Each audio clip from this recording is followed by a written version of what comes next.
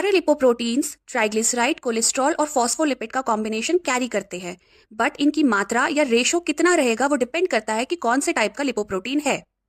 HDL है, LDL है, VLDL है, काइलोमाइक्रॉन है, कौन सा लिपोप्रोटीन है उस पर ये डिपेंड करता है। HDL high density lipoprotein. इसको हाई डेंसिटी क्यों कहते हैं? क्योंकि इसमें प्रोटीन का रेशो ज़्यादा होता है और फैट का रेशो कम होता है। एचडीएल को हम गुड कोलेस्ट्रॉल भी कहते हैं। फंक्शन क्या है एचडीएल का? ये एज अ क्लीनर की तरह काम करता है, यानी कि जितना भी एक्स्ट्रा कोलेस्ट्रॉल प्रेजेंट है ब्लड वेसल, आर्टरीज या ब्लड टिश्यूज में, ये उसे कलेक्ट करता है और लिवर के पास लेके जाता है।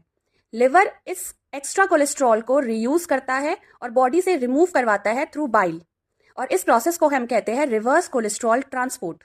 एचडीएल का कॉम्पोजिशन है वेरी हाई प्रोटीन कंटेंट, यानी कि इसमें प्रोटीन का कंटेंट बहुत ज्यादा रहता है, कोलेस्ट्रॉल कम रहता है और ट्राइग्लिसराइड बहुत ही कम रहता है, ऑलमोस्ट नेग्लिजिबल।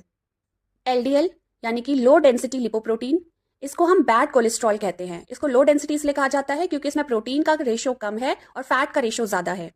फंक्शन क्या है इसका? एलडीएल डिलीवर करता है कोलेस्ट्रॉल को लिवर से बॉडी के सेल्स में, यानी कि लिवर से कोलेस्ट्रॉल को लेके आता है बॉडी के सेल्स तक। कॉम्पोजिशन क्या है इसका?